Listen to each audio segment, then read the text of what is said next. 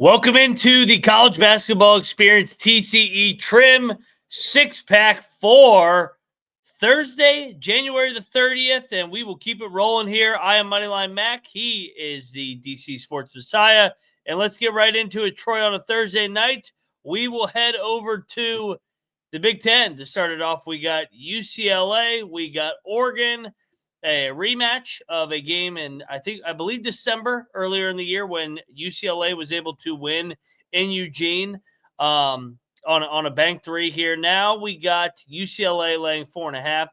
The line earlier in the first meeting was Oregon minus 3.5. So a little bit of correction here. UCLA coming in winners of 4 in a row here. Oregon's dropped 2 out of 3. I'm going to be on the Ducks and Dana Altman.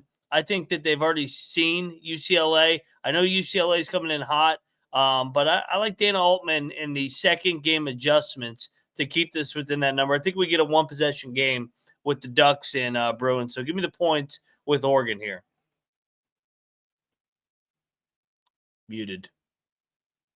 Oh, man, what a jack-up. The only thing that scares me away from taking the points here, Oregon's pretty public right off the bat. And it seems like UCLA's defense, I guess the last 2 games aren't really the same quality of team as Oregon. But I guess I can ride with the public and take the points. I think after losing that game, we do see, a one-possession, really hard-fought game here. Okay, so we will both take the Ducks here. Let's stay in the Big Ten. We'll go from one side of the country to the other. We got Penn State. We got Ohio State. This is a big game. Both teams kind of on the bubble. Ohio State's won back-to-back games. Penn State has dropped now, 6 out of 7 since starting 2-1, 3-7 in league play. I like the spot for Penn State coming back home, laying the 2.5. I know I like taking Diebler as an underdog usually, but I like Ace Baldwin in that group right there in a desperate spot back at home.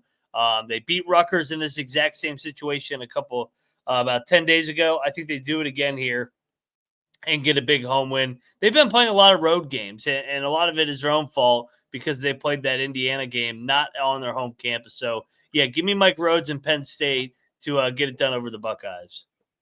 Yeah, and I think even though they lost to Iowa and Michigan, they looked pretty good in those games. I mean, you should be able to score a little bit more against Iowa because their defense isn't that good. But it's not like they went out there and laid an absolute stinker. They were very close competitive games.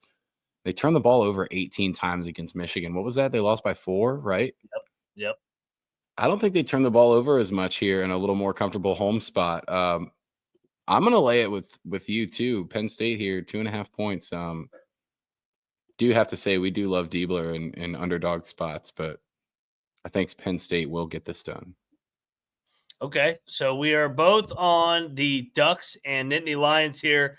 Let's keep it here, and let's go over to the AAC. Now we got Memphis, we got Tulane. Don't look now, but the Green Wave are red hot. They come in winners of 5 out of 6. You got Memphis at the top of the standings here. However, Tulane is just quietly just one game behind here. And they've been really, really good at home under Ron Hunter so far. They're coming off the Rice win. Memphis, on the other hand, coming off probably the biggest win in league play so far, beating UAB 100-77. I'm on the home dog here all day with Tulane. I mean, I like to fade Memphis and Penny as a bigger favorite here, especially when they hit the road. Love the Green Wave here, getting 6.5. Yeah, I always like fading Penny too, specifically, double-digit spots. This is only 6.5, and throughout all of January, Memphis has been significantly better. And I'm worried. I think they're more worried about keeping pace with North Texas than Tulane is about trying to sneak up there too close to the top. It's on both teams' mind here. I'm actually going to go the opposite of you and lay the 6.5 with the Tigers. Okay, so I think it might be a little too early to play the Super Bowl hype. Like if they had played this game on Wednesday or Thursday, the week before the Super Bowl, then that might have been a reason for the crowd to get all amped up. Maybe you get some celebrities to come into the game or something like that, but kind of missed the ball here. Yeah, true. Good point. Yeah, we got the Super Bowl on Sunday. A week before. So if they played it later, yeah, good points on. Forgot that it's in New Orleans. But let's go over to the Summit now. We got the Bison. We got the Jackrabbits. We head over to Fargo. This is always a good game. Two good coaches, Eric Henderson versus Dave Richmond here. Both teams back in the race after Omaha went down tonight. Both enter at 5-2, one game back. I like the Bison at home, laying 3. You can get a 2.5 out there as well. This has been a home team series over the years, so give me the Bison and company with Jakari White in that backcourt. So I'll lay with the Bison. Yeah, I like laying these short numbers with the Bison, specifically when they play at home. They're like the 25th or 26th best free throw shooting team in college basketball. And they tend to make their free throws at the end of the game. And instead of ending up with a Fog Allen Fieldhouse, whatever you want to call it, you just make your free throws and you pull away and win this game by, 5 or 6 points. And I'm landing with the Bison too. All right, so final game of this of the top 5, we got the hottest team in the country.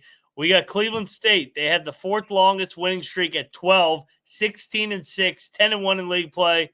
Fort Wayne, on the other hand, man, their veteran group, they were right there preseason to win this league. They are laying 4.5 at home on a national TV game, sitting at 8-3. Love the Mastodons and John Kaufman's veteran group here to win by 7+, I think, is what happened. 7-10. Give me the Mastodons to pull within a game in the horizon. If you go to their overall schedule so far, Mac, check out how many times they'll score, 90 or 100 points in basketball games. Mm-hmm. But they've never done it 3 times in a row where they put up a really big number. They always go 2 pretty big offensive performances and then like a 75-point, like a lacking game. It's kind of stands out a little bit.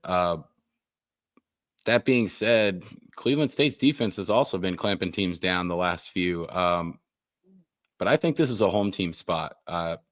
I think it's going to be sweaty at 4.5. I would like to see this get an extra couple of points that we could bet as we lead up to the game here. But I'll lay the 4.5 with the home team. The Mastodons have been cooking. That they have. All right, that goes for our top 5, and we'll dive into our 6th game to complete the 6-pack. But first, the free squares pool for Super Bowl 1000 winner take all. Go over to sportsgamblingpodcast.com/squares to sign up today. That is the sportsgamblingpodcast.com/squares. We are also brought to you by Edge Boost, partnered up with Edge Boost for premier debit cards. Earn up to $750 per month in cash rewards. That's edgeboost.bet. Promo code SGPN. That's edgeboost.bet. Promo code SGPN. We're also brought to you by MyBookie. If you want to bet the Mastodons or Vikings, head over to mybookie.ag. Promo code TCE SGPN to get a 100% deposit match up to $1,000 for a $10 casino chip. That's mybookie.ag. Promo code TCE SGPN. We are also brought to you by Underdog Fantasy. Claim your special pick and first-time deposit. Offer up to $1,000 in bonus cash. The Underdog Fantasy for us is TCE SGPN. Last but not least, we are brought to you by Rhythm. Build your model today.